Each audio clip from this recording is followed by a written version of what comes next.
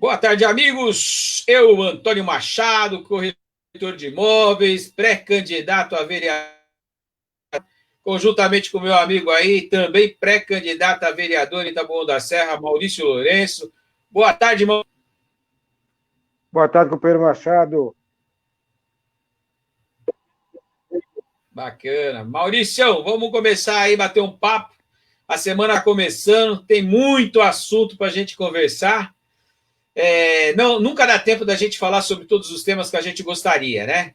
Mas vamos começar aí falando do Covid, que já é tradição, o pessoal já fica esperando aí os números, como está, tá bom? Nesse momento de pandemia, e a gente começa dizendo que, infelizmente, morreu mais uma pessoa de ontem para hoje, 150 famílias perderam seus entes queridos. Né? Então, infelizmente, essa é a situação de Taboão da Serra, 150 óbitos. Ontem o número era 109, então é o número de 1. Final de semana, o normal é ser menor mesmo, isso a gente fica feliz por ser um número pequeno, mas sabemos que, a nível Brasil, isso se repete. Morre menos gente, não sei porquê, mas isso acontece. E a gente fica esperando que os números se repitam durante a semana, né? Ou seja, de queda. Mas não infelizmente, histórico, né?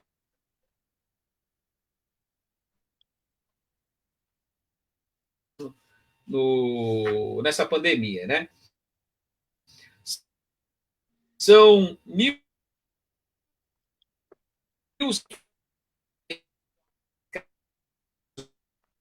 né, em andamento,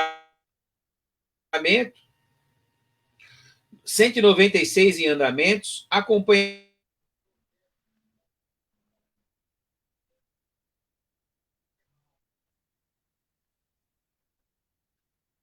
Tem uma travadinha aí, viu, companheiro Machado? Estava anunciando aí os números de Taboão da Serra. Deu uma travadinha aí, nós ficamos sem entender esse número que você passou aí de Taboão, né? Além dos 150 óbitos. Então vamos aguardar aí o companheiro Machado voltar para ele terminar de anunciar aí esse fim de semana aí de Covid na cidade de Taboão da Serra.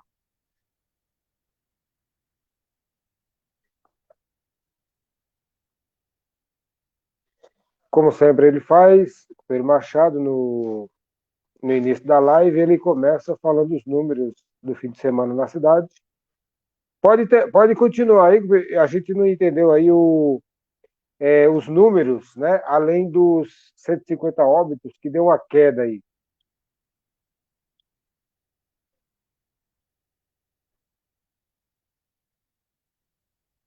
Tá sem som, tá sem som, sem som.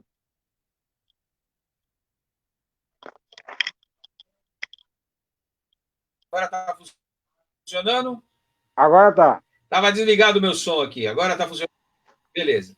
Bom, vamos lá. Eu estava colocando aqui, Maurício, a situação de casos em andamento 196, acompanhamentos 371, casos confirmados 1.183, 150 óbitos, 149, agora tem som.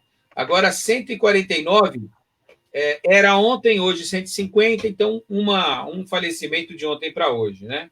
Casos internados 16, 8 era ontem, então infelizmente veio a óbito e foi para casa e a gente fica feliz, né? Não entrou ninguém aí nesse período teórico, né? Quando a gente analisa esses números, em comparativo com outros municípios, e aí você deu uma preparada aí para falar sobre isso, faz diferença, né, Maurício? Entre um município que faz a coisa certa e o que não faz a coisa certa. Então, eu vou te dar o número do estado e aí depois você volta aí para falar nos números do município, nessa diferença. Tá bom? Dá certo. Então, esses números, infelizmente. Casos confirmados no Brasil, 1.613.351 casos confirmados. Casos de óbitos, 65.120 casos de óbitos no Brasil. Quando a gente está, a relação fica bem complicada, né? Eles não estão dando por estado mais, não está indo aqui o acompanhamento, acho que está tendo algum problema aí, os estados estão sonegando os números, e a gente está com problema e dificuldade, como eu dava os casos de estado por estado até a semana passada, eu estou vendo que um estado dá, outro não dá, o site já não está passando as informações corretas. Os números atualizados são 11.666.105 casos confirmados para 538.704 mortes. Casos novos no mundo de 11 milhões, casos novos, nem vou passar, casos confirmados, casos novos, não é o caso. Maurício, me fala um pouquinho aí desse levantamento que você fez, nesse comparativo aí que você ia fazer sobre Taboão e um outro município. Boa tarde, querido. Boa tarde, querido Machado. Olha, como você relata todos os dias, todas as lives, né? Os números de Taboão da Serra, né, relacionados à Covid-19 e também as ações de prevenção que acontecem, né? Eu acho que a gente tem aí um parâmetro importante para a gente fazer uma rápida e ligeira comparação, né? Nessa questão do Covid. Taboão da Serra tomou algumas medidas exatamente copiando as estratégias adotadas pelo Dória, né? Pelo Estado de São Paulo. E a gente tem uma prefeitura aí no interior de São Paulo, da cidade de Araraquara, que inclusive teve um episódio lá que uma pessoa foi abordada numa praça e não queria seguir as recomendações do município, né? E foi obrigada a cumprir. E esse município, o prefeito Edinho Silva foi até criticado à época por manter aquele isolamento bem rígido, né? Mas, olha, é uma situação que ele estava fazendo tudo correto. É uma cidade com aproximadamente 230 mil habitantes, né? No interior de São Paulo. Lá, a questão da contaminação, do aparecimento desse vírus aconteceu mais ou menos no mesmo período que aqui em Taboão da Serra, né? E o que aconteceu lá foi o seguinte, nós temos aí em torno de 800 a 1.000 casos e o impressionante número, não vou dizer assim, positivo, porque teve 10 óbitos, né, na cidade. Então a cidade teve 10 óbitos, e enquanto a gente vê aqui em Taboão da Serra um índice de comparação entre os confirmados e os óbitos de 14, 15% na cidade, né? De mortes. Lá em Araraquara, a gente teve lá o registro de 1,2% dos contaminados que vieram a óbito. Então, foram medidas um pouco diferentes do que aconteceu aqui em Taboão da Serra. Lá foi um rígido isolamento na cidade, né? Então, a cidade que mais chegou próximo de Araraquara é a cidade de Rio Claro e São Carlos, que lá teve uma média de 5,7% de óbitos relacionados aos confirmados, e isso Rio Claro e São Carlos 2,8%. Esses foram os dois municípios aí que registraram os menores índices de óbito em relação aos casos confirmados, né? Mas o primeiro colocado mesmo é Araraquara, com 1,2%. E Taboão da Serra, quando a gente vai ver, 14%, 15%. Um absurdo total, né? Então, para você ver a diferença de um governo tucano e um governo petista, no caso aqui de Araraquara, que é o companheiro Edinho Silva. E quem relatou, e quem registrou esses números é o SEAD, que é a fundação que pesquisa aí os dados demográficos e diversos dos municípios do estado de São Paulo. Então, e ele apontou aqui 8 medidas que ele tomou para chegar nesse resultado, né? E não é assim, não é um bicho de sete cabeças, mas ele tomou a decisão de firme de tomar as medidas na cidade e não se importou com as críticas iniciais e fáceis, né? E foi para o enfrentamento. Então, se você quiser, a gente conversa mais um pouco, quiser fazer alguns comentários, a gente entra aqui nas medidas que ele tomou, né?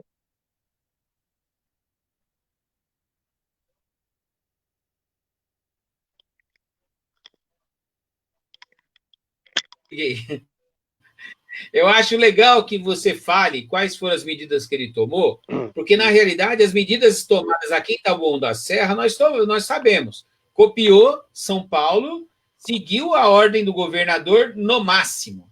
Então, acredito que essas medidas que ele tomou lá vão aparecer bem a diferença do que ele fez lá para o que se fez aqui, e com um agravante. Eu não lembrava, porque não fui julgado pela mídia, que aquele caso daquela mulher na praça que foi quase presa não foi divulgado que era do PT, não. As coisas boas que o PT faz ficou meio escondida. A imprensa mostrou, até mostrou com certa reverência, porque era o confronto com o Bolsonaro, mas em momento nenhum, olha o tempo que faz e eu não fiquei sabendo que era o prefeito de Araraquara, senão eu ia lá dar um abraço nele e agradecer e fazer a propaganda dele durante esses 4 meses, né?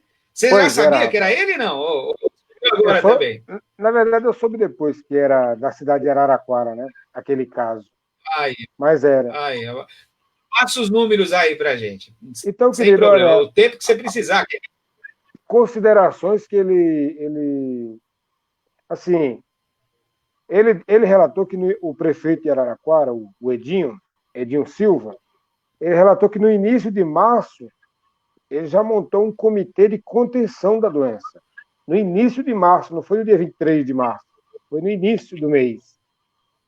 E juntou todas as autoridades médicas do município para levantar o quadro da época e desenhar os possíveis cenários para os meses seguintes, entendeu? Antes de ter qualquer ação estadual, que veio depois do dia 20, ele já tinha juntado todas as equipes da cidade, epidemiológica, de médicos, e criado um comitê de estudos para identificar. Então, ele tomou aqui 8 iniciativas, que você me permitiu, eu vou ler aqui as 8 iniciativas, né? Ele, na opinião dele, ele considerou fundamental, né, essas iniciativas para a contenção do Covid na cidade, né? Minimizar aí as ações do vírus, né? Então, a primeira essa primeira aqui eu já vejo que não foi tomada em Taboão, mas eu vou ler para você. A primeira ação, expansão do horário de atendimento das redes básicas regionais, como medida para não sobrecarregar a rede de urgência e emergência. Ele disse assim: não podemos deixar morrer por falta de assistência médica.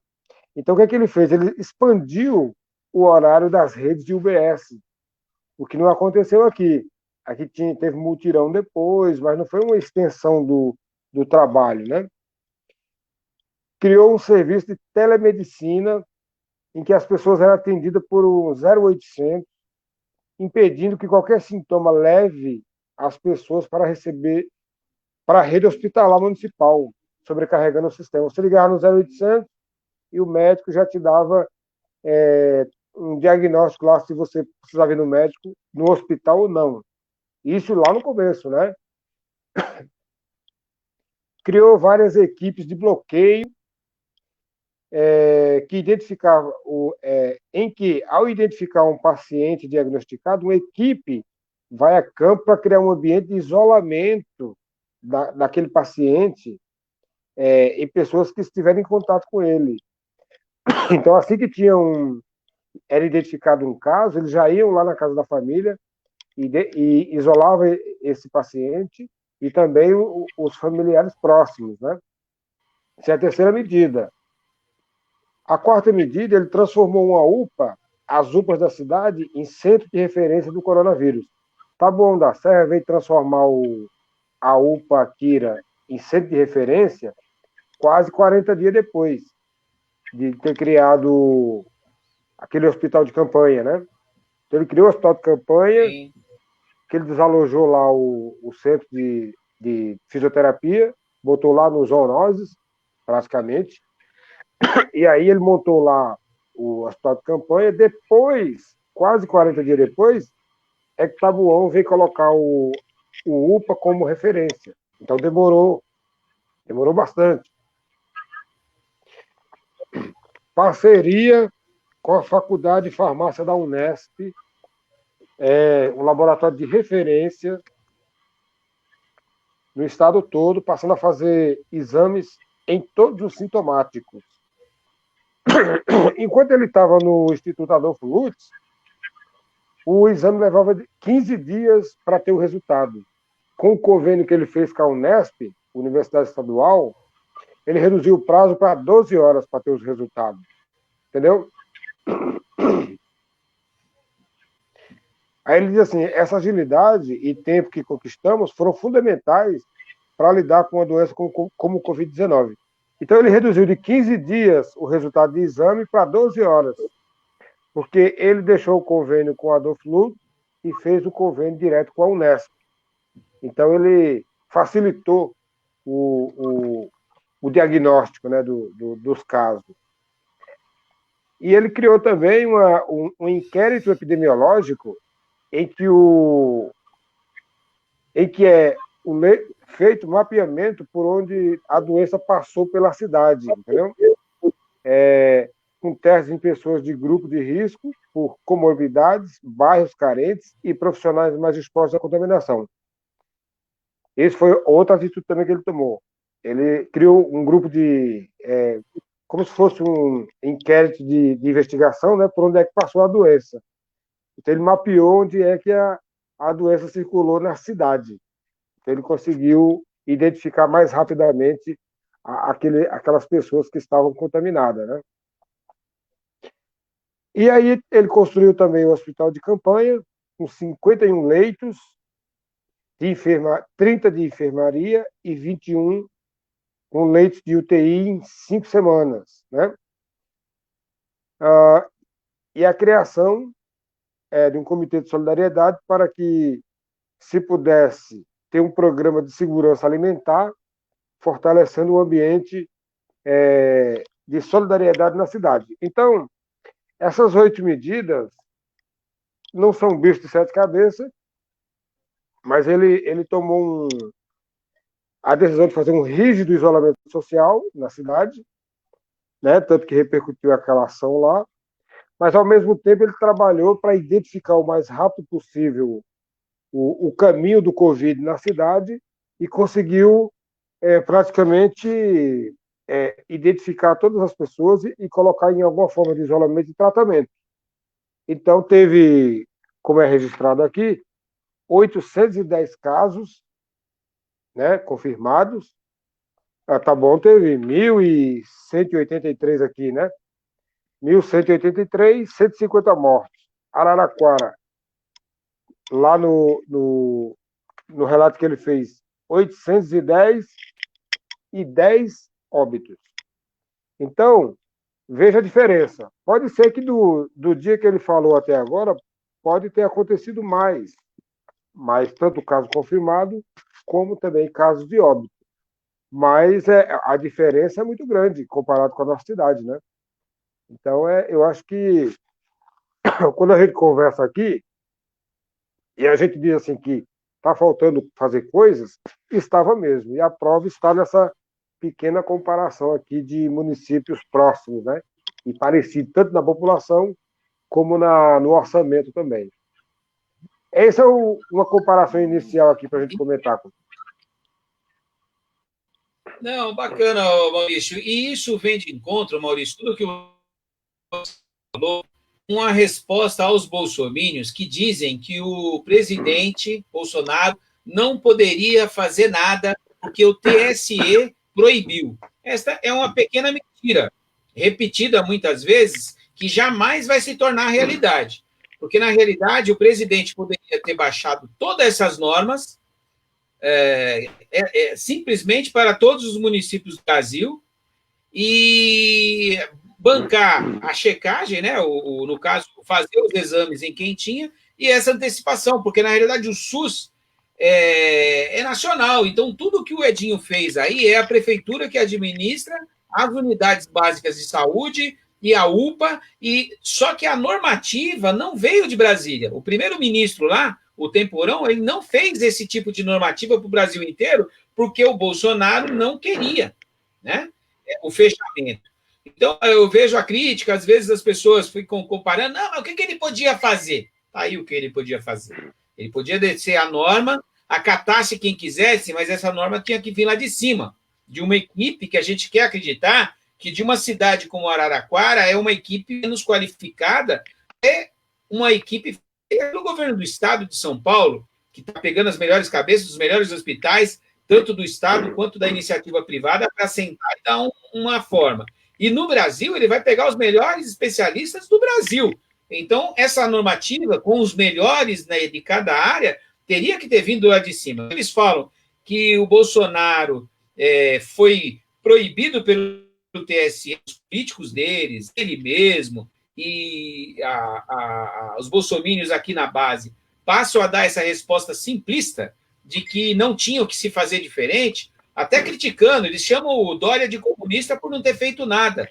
Quer dizer, a gente critica o Dória por não ter feito nada, e eles também criticam o Dória por ter feito muito, o errado. Quer dizer, na cabeça deles, os 50% de isolamento que teve na cidade de São Paulo não deveria ter acontecido, e aí daria na mesma. Quer dizer, eles não conseguem enxergar que a abertura que a gente está tendo, na realidade, vai trazer consequência grave, né, Maurício, para isso. Eu fico muito feliz com os números que você apresenta de comparativo, até porque, Maurício, você falou na comparação aí na porcentagem de óbitos, aqui está dando 1,20 óbitos frente ao número de pessoas diagnosticadas como confirmado. Esse é o número do mundo. Quando você pega o número de casos confirmados do mundo e coloca o número de óbitos, China, que foi o primeiro país que saiu os números, o número de mortes era de 1,20. Depois aumentou por diversos casos, mas na realidade era 1,20 o índice de morte, no máximo 2%. Quer dizer, o que eles falavam? Se o tratamento direitinho, do jeito que os chineses falavam que era para fazer, você teria um índice de morte no máximo 2%. Quando foi para a Europa, passou 4%, 5%, 10% e eles se desesperaram e resolveram fechar e resolveram fazer mais exames e mais gente para poder baixar esse índice. Então, o que os chineses entenderem, quanto maior o número de exames que se faz, de casos confirmados, no comparativo, o número de confirmar e no tratamento. Se corretamente vai cair na casa dos 2%. É complicado, né? A verdade é que a gente fica dançando nesses números para enxergar os mesmos dados, né, Maurício? Olha só, inclusive essa situação da Covid no Brasil, faltou tanto ciência por parte do governo federal que essas cidades aqui que eu te falei, Rio Claro e São Carlos, são cidades que têm universidade. É onde tem os menores números, 2,8, 5,7, né, de óbitos. Por quê? Porque teve mais estrutura pública, mais SUS e mais ação de política pública de proteção à população. Então, na verdade, você falou do presidente, a questão do presidente é simples. Se ele não tivesse feito nada, tivesse deixado o Ministério trabalhar, o Ministério da Saúde trabalhar, e ele não tivesse feito aquelas manifestações simbólicas e públicas que o cargo dele transmite, se ele não tivesse feito nada daquilo, tinha morrido menos gente. Por quê? Porque o cargo de presidente é um cargo muito simbólico. Mesmo que a gente não votou no cara, o cara é presidente. Então as pessoas observam ele, olham ele, tiram de exemplo.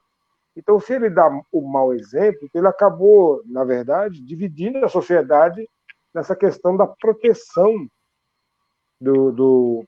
contra o Covid, né? E no combate ao Covid. Então, enquanto uma parte do Brasil estava tentando se proteger e fazendo o isolamento meia-boca por conta dele, né, que fazia a contraproposta, né, ele estava lá fazendo isso mesmo, fazendo todo tipo de ação para impedir um verdadeiro isolamento social que evitasse o máximo possível espalhar o vírus pelo Brasil. Então, o que vai acontecer? Quando sair das regiões metropolitanas e grandes cidades, vai começar a ir para o interior. Né? É complicado isso, né? Sendo que ele poderia ter, desde o início, se colocado na total defesa da ciência e na total responsabilidade dos especialistas, né? Dos médicos, dos cientistas e tal. Ia evitar todas as mortes? Não, mas evitariam muitas. Verdade. Maurício, o final de semana, aí vamos mudar um pouquinho o assunto aí do Covid, não sei se você tem mais alguma ponderação a ser feita aí, mas assim, esse final de semana foi meio emocionante, né? Muita coisa acontecendo, o advogado do Bolsonaro criando expectativa que vai falar, vai abrir a boca, vai falar quem mandou matar o Adriano, e quem quer matar como chama lá, o Queiroz. O homem está aí uma bomba perambulando e eu acho que se ele aparecer morto aí amanhã, eu não duvido não, viu? Vão querer dizer que foi o PT que matou, mas na realidade nós já sabemos quem é, qual que é a família aí que causa problema. Me diz uma coisa, e o Moro, meu querido? Que coisa, hein? Você viu a gafe dele? Não? Você me fala um pouquinho, você chegou a ver a gafe dele a respeito Olha, de que ele era ele estava no confronto com o Lula? eu pensei que ele era o juiz, né? Mas ele era um dos boxeadores, né? Na verdade, nós da militância, nós já falávamos isso há algum tempo, né? Que ele já teve até muitas charges na mídia, né? Que mostrava que o Moro, ele em vez de estar no lugar de juiz, ele estava no lugar do boxeador, né? E ele confirmou, ele deu uma gafe de entrega, se entregou total. Então eu não sei mais o que é que o STF precisa para julgar o Moro suspeito relacionado aos processos contra o Lula. Não vejo mais nada. Não tem mais nada. Já falou tudo que tinha que falar, né? Agora, um detalhezinho, viu, Pedro Machado? São Paulo, o estado de São Paulo, hoje está voltando aí os restaurantes, os bares a abrir as portas, né? Tem algumas regrinhas e tal, mas assim, na prática, viu, o isolamento está acabando, o isolamento está sendo encerrado no estado de São Paulo, e principalmente nos estados onde o PSDB governa, porque eles já chegaram. Por isso que o Moro está se sentindo muito à vontade, né? Falando besteiras, falando as verdades também. Na verdade, os tucanos e os bolsonaristas já fecharam seus acordos, já estão tranquilos, calmos, estão começando a trabalhar juntos já, né? E a gente está sentindo isso aí, tanto nos estados como nos municípios aí grandes administrados por tucanos, PSLs e outros ligados ao presidente Bolsonaro, né? Então, para fechar esse grande acordo que eles fizeram, que está marcado com o Centrão lá, você começa aí a observar o isolamento começando a ir para o vinagre. Já botaram na conta já que vai morrer mais 50 mil, mais 20 mil, tudo bem, nós somos 212 milhões, né? Morrer 10 mil, 20 mil a mais, eles já botaram isso na conta. Por isso que você vê aí Rio de Janeiro, São Paulo, BH, Rio Grande do Sul, estão começando a abrir geral. Então, já botaram no pacote mais umas 10 ou 15 mil mortes aí. Já pagaram o preço. Infelizmente, às 10 nos próximos dias, né? Infelizmente. Maurício, mandar um abraço aqui para o Jerusuel, que entrou em contato aqui com a gente, mandou um boa tarde, companheiros. Aldirceu Brito tá mandando um boa tarde aqui para você, mandando boa tarde para mim. Ao Nelson, corretor de imóveis, amigo da gente, também mandou um abraço para você hoje, tá? Feriado ao PT, teve no meu escritório hoje bate-papo, tá querendo voltar a militar, acontece, tá motivado.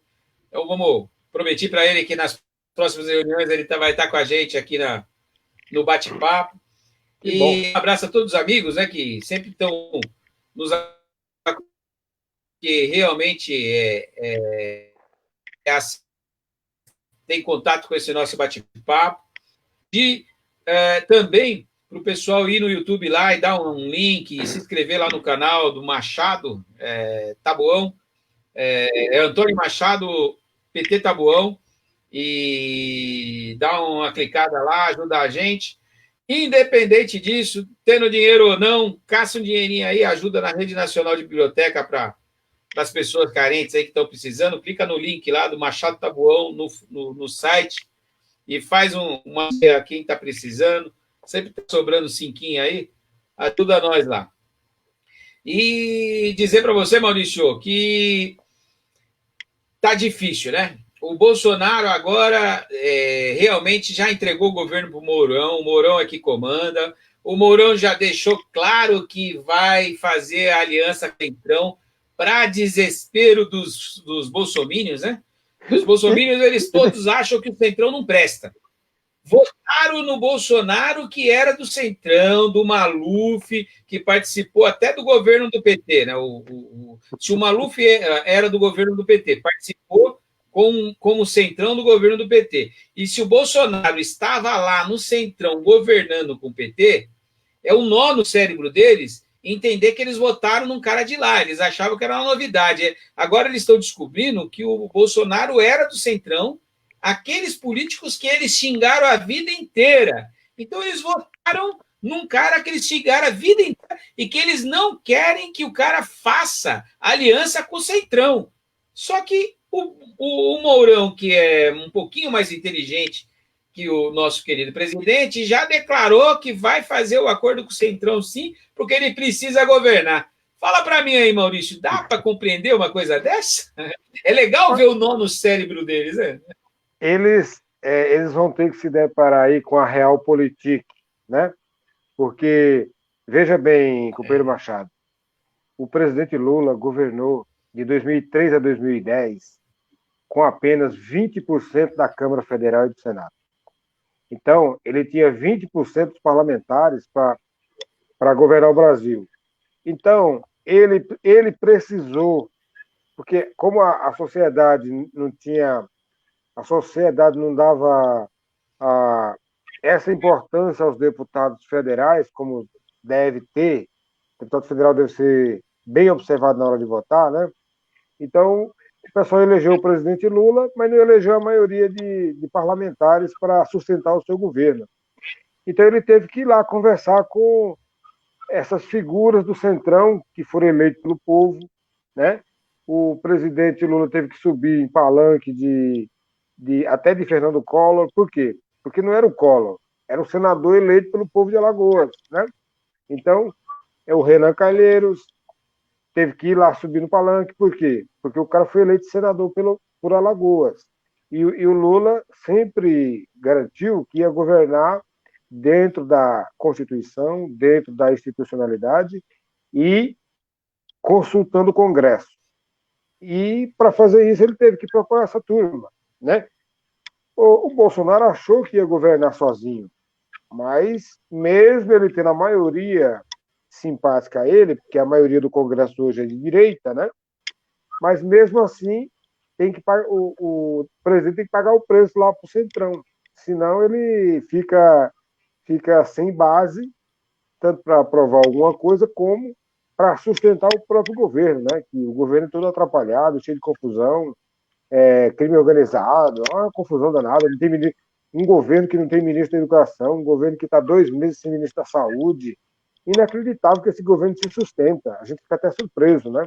Mas é complicado, mas o pessoal vai ter que entender que para governar no Brasil precisa chegar em algum acordo lá no Congresso Nacional. Senão no governo. É isso.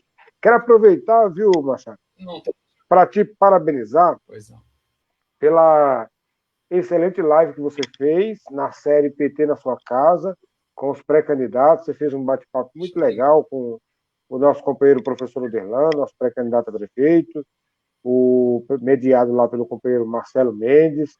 Aliás, esse programa do PT na sua casa vai ficar marcado aí na história da comunicação dos companheiros, que todos terão oportunidade, né, de falar. E quero aproveitar o momento aqui para te parabenizar pela sua. Você foi bem, representou bem, mostrou quem você é, e ficamos muito contentes de saber que você será aí um potente vereador de Taboão da Serra.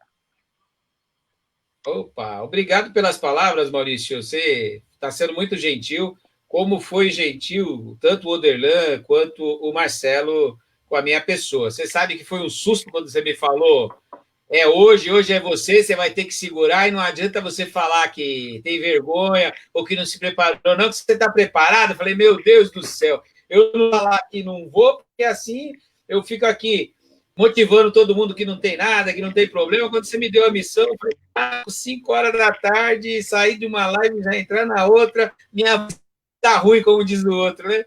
Não podia dar nenhuma desculpa.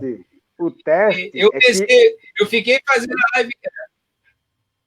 Pode falar. Aqui você comanda, lá tem mediador, né? Aí é diferente, né? Não, totalmente diferente. Mas inclusive, você sabe. Não, aqui você bate um papo, então a gente fica mais à vontade. Lá num formato mais de pergunta e resposta, eu sinceramente, foi uma surpresa. Foi a primeira vez que eu converso com alguém numa live nesse nível, né, de forma, então foi muito desafiador, mas na realidade eu te agradeço aí a ter marcado, e foi no susto, você sabe que foi no susto, você me avisou, a gente ia entrar na live e você falou, é você daqui a pouco. Eu falei, nossa, eu fiquei a live inteira falando com você e pensando assim, ai meu Deus, como é que faz? E agora? Né? Agora eu fiquei com frio na barriga de todos que já fizeram com eles, porque o Oderlan já é experiente, já está aí há bastante tempo. O próprio Marcelo Mendes é um cara experiente, sindicalista, já mexe com o público, já deu entrevista. Agora eu foi a primeira vez, embora pareça que não, eu entendi aí o que os outros pré-candidatos sentiram no momento de fazer a live. Falando nisso, mandar um recadinho aqui para a Idália, que mandou um abraço para você. Idália, tamo junto. Obrigado pela audiência, querida. Dirceu, alô, Tabuão. Ei, alô, Tabuão. Alô, Tabuão. Nós estamos aqui também, o Dirceu. Sempre dando uma olhada no Alô Tabuão lá e compartilhando. Então, obrigado por estar aqui. E, eu só estou aguardando o presidente falar você amanhã para fazer seu card, viu? Porque você está na fila aí. Arruma um jeitinho de você bater um papo com o Oderlan, até porque você está por aqui meio que antecipando e eu quero te convidar de novo para a gente bater um papo. E, Dália, estou te esperando aqui, querido. O Oderlan também. Fala com o nosso presidente aí, manda o recado, fala, é eu. Na verdade... Obrigado, Maurício. Obrigado pelas palavras. Na verdade, a Idália, pelo nosso roteiro aí de uma companheira, um companheiro, na live PT na sua casa, na verdade, a próxima seria a companheira Idália, né? Se ela tiver à disposição, eu já fico agendando para ela aqui amanhã, para ela fazer da terça-feira, e seria uma mulher. Caso ela não tenha condições, vou ter que arrumar outro companheiro aí para fechar a terça-feira. Mas na nossa sequência, seria a companheira Idália amanhã. Bacana. Vamos tentar. Quem sabe o Dirceu manda um recado para você aí no particular, ou até na live. É eu! Aí a gente anuncia aqui quem é. Normalmente, Dirceu, a gente anuncia aqui que vai amanhã. Amanhã confirme e aí você fala. Pensa rápido aí. Se a Idália não for rápida no gatilho, é nós. Se tiver agenda. Então eu fiquei muito tranquilo também. A repercussão da live com o Oderlan foi bacana. As pessoas entraram em contato, né? Então foi bacana a repercussão. E quem não passou por aqui ainda, gente, relaxa, vem, faz a live com o Oderlan, que ela é bem bacana, bem tranquila, eles deixam você à vontade, né? Então não vai ter problema nenhum aí para vocês que estão cismados, não. E é um espaço que a gente tem que explorar, sim. É uma forma que a gente atinge mais gente, né? E é importante a gente usar a internet para essa campanha aqui, nesse momento de pandemia, que nós do PT não vamos bater na casa de ninguém nesse momento, não. Com calma, no momento certo, vai ter campanha sim, por enquanto é pré-campanha, mas a nossa pré-campanha é dentro de casa, é falando com as pessoas pelo telefone, é aqui no bate-papo pela live, né, Maurício? Essa é a realidade. Fim Não do isolamento, vamos. Maurício, me fala aí. Era a hora? Era a hora do fim do isolamento? Olha, nós no Brasil e em São Paulo também, né? Começamos o isolamento meia boca e tarde, né? E estamos, para os números que são apresentados, né? De confirmação, de notificação e de óbito, estamos saindo cedo desse isolamento meia boca. Então, na verdade, tinha que ir mais um tempo, tanto aqui em São Paulo como no Brasil mesmo, né? Tinha que ter uma semana de lockdown e aí começar a trabalhar à volta. Mas, na verdade, existe uma pressão muito grande, como a gente já conversou e vem conversando em várias lives, né? Porque virou uma disputa política do governo federal e contra os governadores e os prefeitos, né? Principalmente esses governadores que concorrem com ele, né? Entre aspas, esse Dória, Witzel e outros, né? Então ele criou uma briga dele que acaba levando à morte do povo, né? Então o resultado é esse: os prefeitos, os governadores, muito pressionados, estão cedendo aí mais rápido do que o necessário para a volta de funcionamento das coisas, principalmente comércio, restaurantes, bares, né? E além de causar uma certa confusão, o nível de transmissão pode até aumentar um pouco aí a partir da. A gente só vai ver o resultado disso daqui uma semana ou uma semana e meia, como é o normal, como foi constatado, né? 14, 15 dias que você começa a ter o resultado de uma ação que você tomou sobre essa questão do Covid-19. Então, essa é a realidade, né? A gente procurar tem que procurar se proteger e também, né, não ficar com a paranoia, né? Nós não temos isso, a gente procura se proteger da forma de melhor bom senso possível, né? Mas como a gente tem um presidente que veta lei que pede para usar máscara em local fechado, né? Restaurante, shopping, fazer o quê, né? Então eu acho que é isso, está tendo uma pressão muito grande. Os tucanos estão começando a combinar as coisas com os bolsonaristas e a coisa vai começar a abrir de vez. E eles já botaram essas mortes a mais na conta que eles acham que vão superar, né?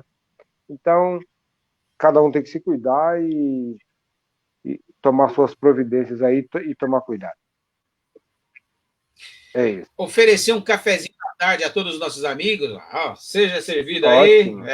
o cafezinho da tarde trazido pela minha esposa, ela fica assistindo a live lá e depois vem me trazer um cafezinho, eu fico feliz com ela, um beijão, esposa. E assim, para todo mundo aí que puder tomar um cafezinho, lembra da gente.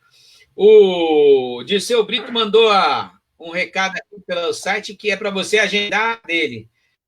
Então, assim, Dirceu, vê aí se você pode amanhã e avisa nós. E no caso, a Idália, se estiver escutando aí, confirma pra gente, Idália, porque senão vai ter que ir o Dirceu, ou o Dirceu fica para sexta, né, Maurício? Não tem problema. Um dos dois faz amanhã e o outro sexta.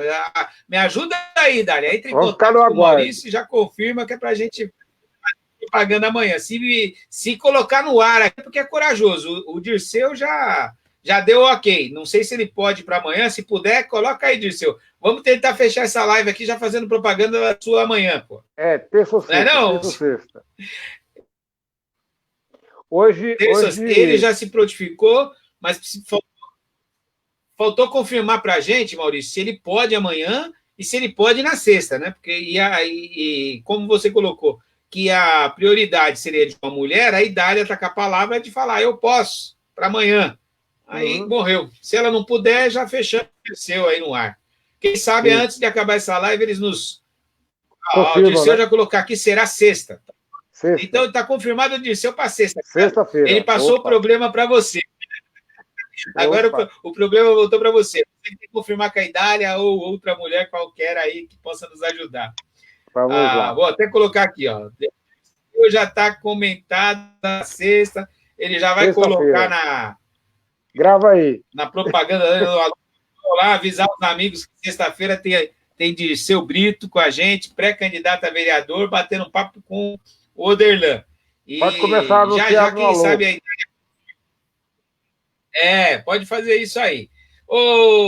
Para finalizar, a gente já está com 45 minutos, ô Maurício. Opa! Não lembro, depois, se tiver mais algum assunto, a gente alonga. Mas me fala aí, bolsonarista que atacou o fiscal da saúde no Rio de Janeiro é demitida pela imprensa. Quando eu vi a cena ontem no Fantástico, eu vi a propaganda da cena, eu fiquei sem entender exatamente quem era ela. Por acaso, eu não consegui assistir a matéria no Fantástico. Eu pensei que ela era fiscal e depois descobri que, na realidade, ela não era fiscal, ela era a munícipe que brigou com o fiscal. Como ela estava com uma vestimenta, eu imaginei que era qualquer coisa. Mas como esse pessoal consegue demonstrar a canalice sem perceber que ela é uma canalice, né? Que aquela atitude de criticar o trabalhador que está exercendo o seu trabalho de fiscalização, além dela criticar, ela não criticou a educação, que uma crítica pode ser feita. Eu posso criticar a atitude dela, ela pode criticar a minha. Mas se você critica com educação, é uma crítica, pode até ser uma crítica errada, mas é um direito seu fazer a crítica. Agora, quando ela faz uma crítica naqueles termos em que ela foi primeiro sem educação, com o trabalhador.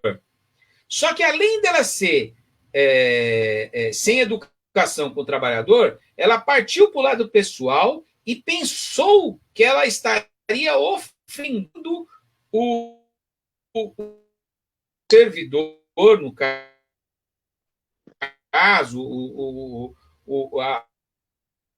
a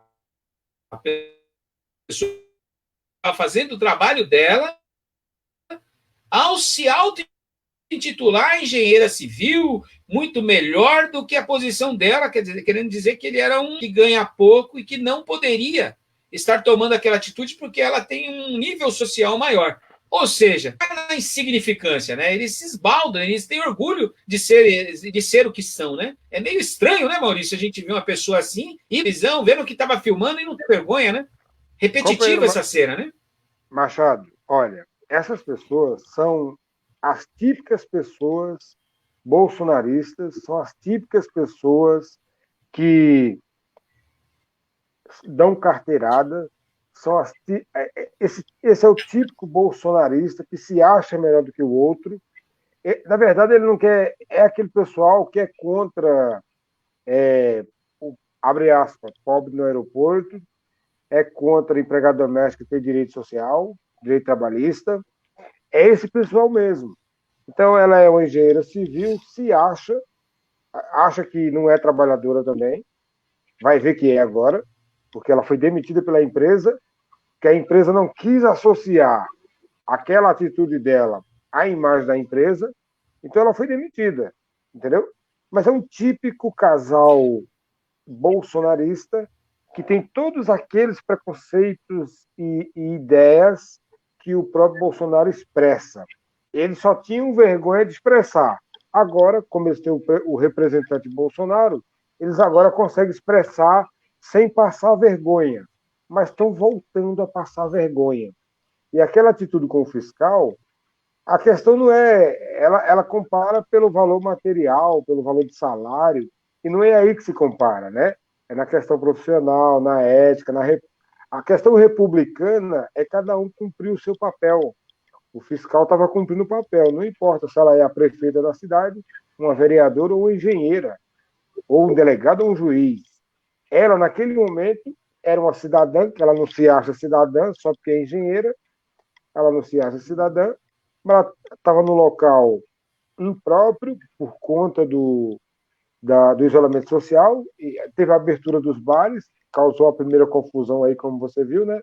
Porque o pessoal do bar, eles não colocaram as mesas no lugar adequado, fez aglomeração. E o pessoal estava cobrando lá as máscaras e tal, e você viu que o típico casal bolsonarista,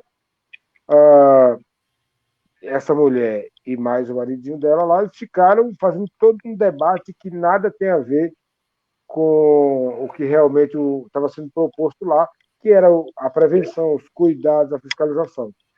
E a pessoa se acha, né? É igual o cara passa no sinal vermelho, mata uma pessoa, mas eu sou juiz, eu sou delegado, eu sou... Não é assim que se faz, né? Mas é justamente esse pessoal que é o típico bolsonarista. Me Típico. diz uma coisa, você viu qual era a profissão dela, o que que era, essa empresa que ela trabalha, por que que ela estava, acho que ela estava com investimento, né? Como eu não assisti a matéria, eu não vi o desenrolar dela na matéria, entendeu? Você sabe dizer? Não, eu estou Ela, questionando porque, por curiosidade, tá? Nem todo mundo viu. então, ela é engenheira civil, trabalhava numa empresa chamada TESA, lá no Rio, e a empresa publicou um comunicado oficial dizendo que é contra tudo aquilo que ela disse e defendeu lá naquela atitude. E não precisava mais de serviços dela. Simplesmente assim, ela amanheceu desempregada. Está no. Se você for no DCM, Diário do Centro do Mundo, você vai encontrar lá a nota oficial da empresa. Então, Da ela empresa. agora vai. Pelo menos ela vai descobrir que ela também era uma empregada. É, porque ela estava se achando engenheira civil, ela estava se achando dona. Dona de uma grande construtora que agora está bem no Brasil. Complicado, né, Maurício? A verdade é que a classe média, quando a Marilene Chauí falou que deu a descrição perfeita da classe média, eu escutei algumas pessoas, você está vendo o que ela fala na classe média, porque imagina a classe média, Ela continua coitadinha, certa. ela não é assim. Mas ela continua certíssima, né? E aí muitos viram para mim, mas você é classe média. Eu falei, eu não falei que não sou e não me ofendi em nada, porque eu conheço os meus. Assim, eu conheço os meus pares. Eu posso ser classe média baixa, mas sou classe média. Então, se eu estou na classe média, eu estou em bastante contato com a classe média média e classe média alta. Então, eu estou ali vendo eles e, infelizmente, a classe média é complicada. Esse é um retrato fidedigno. E o que eu ia falar, Maurício, é que, infelizmente, você falou que eles perderam a vergonha, né? Realmente, com o Bolsonaro, com o bolsonarismo, eles perderam a vergonha, mas nós continuamos sentindo vergonha alheia. É É um verdade. termo que nós sempre tivemos por essas pessoas. A única diferença é que hoje nós temos vergonha alheia ao quadrado, porque elas conseguiram se fazer maioria, né? E isso é um problema. Eu li uma crítica No do grito. jornal francês, eu li uma crítica de um jornal francês mandando o povo brasileiro, comparando o povo brasileiro ao filme Idiocracy. Não sei se você já viu esse filme. Idiocracy é um filme americano que mostra a sociedade americana daqui 500 anos governado por um idiota. E a classe política e a classe empresarial e os milionários e os pobres são todos idiotas. Então, o idiocracy é o termo para a democracia do futuro. E esse presidente aí, bom, eu não vou contar o filme, né? Mas a história do filme é o Idiocracy. E o Le Monde, jornal francês, falou que a democracia brasileira virou uma idiocracia. Por que será, né, Maurício? O nosso querido Bolsonaro sequer foi chamado para uma reunião da OMC para discutir Covid-19 e ele passou a vergonha de ter que ir num churrasquinho de final de semana sem honras nenhuma numa embaixada dos Estados Unidos aqui em Brasília. Quer dizer, ele não acha que ele está sendo humilhado em ir num churrasquinho com o embaixador. Ele está se achando o cara. Antigamente, se a embaixada fosse receber o presidente da República, a embaixada colocava um tapete vermelho da entrada até o local que ia ser servido. O melhor trato para o presidente da República. Agora não. Agora ele é recebido de camiseta e shortão num churrasquinho com os funcionários da embaixada brasileira, americana. Né? É o cúmulo da vira-latice. É o cúmulo da vira-latice. A E hoje idiocracia. tem um recadinho hoje aí do nosso. Deixar aí com você. Hoje nós vamos ter aí dentro daquela estratégia da direita e da extrema-direita, da disputa interna entre eles estão dando um espaçozinho para nós. Então, a TV Cultura de São Paulo vai receber hoje o nosso companheiro Fernando Haddad, aquele candidato a presidente que foi para o segundo turno em 2018 com 47 milhões de votos, 30% no primeiro turno, né? E o jornal Estadão teve dificuldade de escolher entre ele e o Bolsonaro. Esse pode ter esquecido, nós não, né? Ô, Maurício, para finalizar, foi legal que você lembrou aí da entrevista do Roda Viva, que hoje eu não vou perder. Nós da esquerda já colocamos que é o Roda Morta há muito tempo, né? E de vez em quando a gente prestigia o programa. Não, a gente não prestigia o programa mais, a gente prestigia o convidado deles. Então, quando vai um convidado que mereça a nossa atenção, a gente escuta pelo convidado. Infelizmente, o Roda Viva era um programa referência, passou pelos governos do PSDB com apresentadores medíocres durante muito tempo, mas ele tinha a característica de levar sempre, desde que eu comecei a assistir lá na década de 80, um candidato de esquerda e um candidato de direita, com nível intelectual para uma conversa. Uhum. E aí, os de esquerda assistiam os de direita para entender o que eles pensavam, e os de esquerda para saber o que pensavam. Então, os apresentadores sempre foram, com raras exceções, medíocres, nesse revezamento que existia entre esquerda e direita, corrente de pensamento do mundo era debatida nesse. E já faz alguns anos que, infelizmente, viu que fosse convidar os verdadeiros políticos de esquerda. Não tem sentido os políticos do PT, com 4 governadores, não serem chamados, deputados, senadores do PT não serem mais chamados, até porque antes a direita falava, quando o PT governava, nos 13 anos de governo, que tinha que dar voz à oposição e tinha que dar voz à minoria. Quando a minoria era a direita. Então, eles davam, até o Bolsonaro teve participação, teve espaço num programa como esse, Roda Viva. Então, hoje, os candidatos e os políticos que representam o PT, maior força política do Brasil, maior partido do Brasil, é sonegado o convite a programas como esse. Então, é um furo à bolha, então nós vamos lá assistir sim, vamos dar audiência para o homem, e, na realidade, Maurício, existe um problema para a imprensa, porque nós pregamos o golpe em 2016, que foi golpe. Nós pregamos que o juiz não era juiz, o juiz era um ladrão. Juiz, ladrão. Lá em 16. Lá em 16.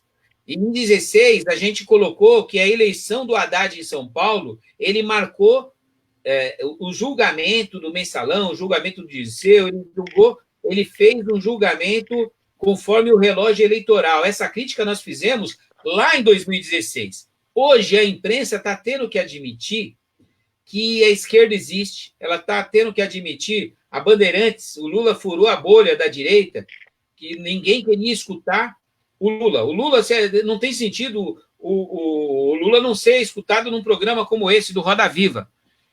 Não tem sentido o Lula ter ficado preso por 580 dias e o Jornal Nacional não dá um minuto de prosa para ele. Os programas jornalísticos de toda a imprensa brasileira não dá um minuto para o Lula. Então, assim, a esquerda não estava sendo escutada, ela é quase 50% da população brasileira. Eles agem como se o Haddad não tivesse tido 47 milhões de votos.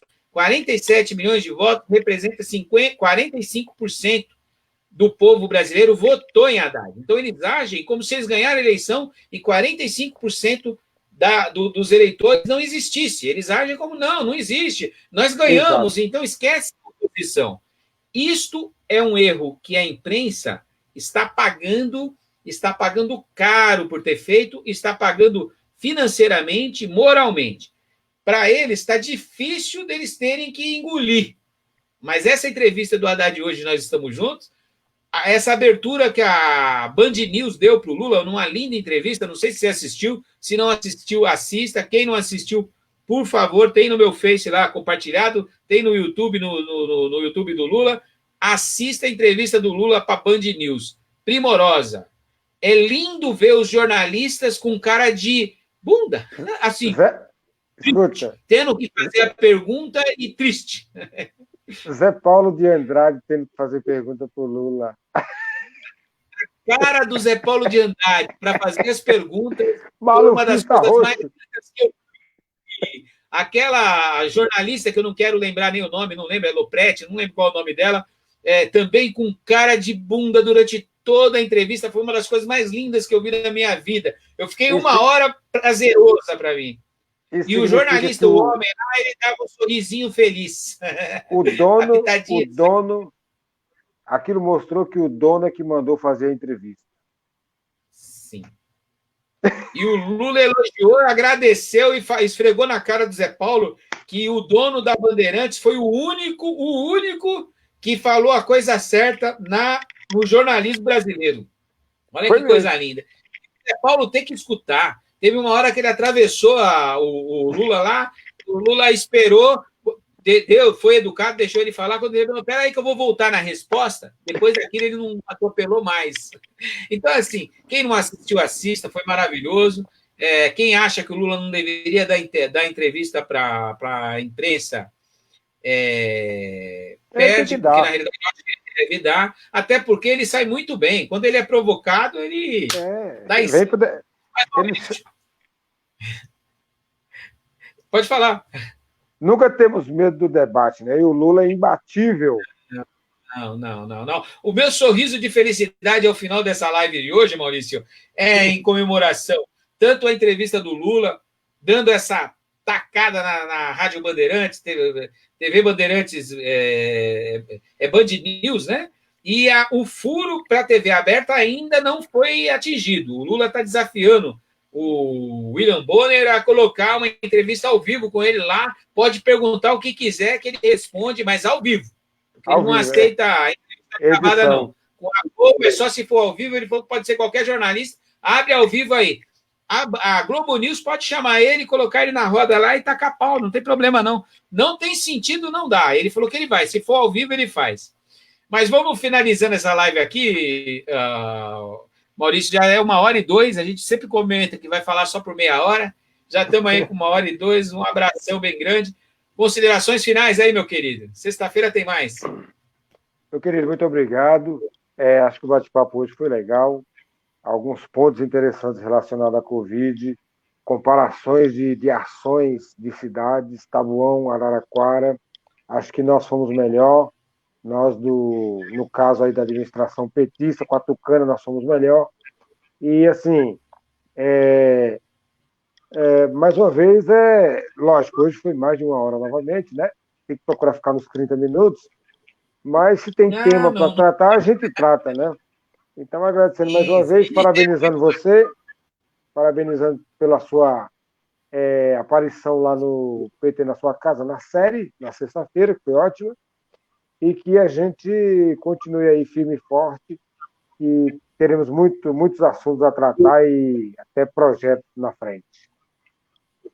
Valeu. Bacana. Maurício, um abraço, querido. Até mais. Um abraço a todo mundo, pessoal. Por favor, compartilha aí, gente. Dá um joinha lá, dá uma curtida e vamos falando. Um abraço, queridos.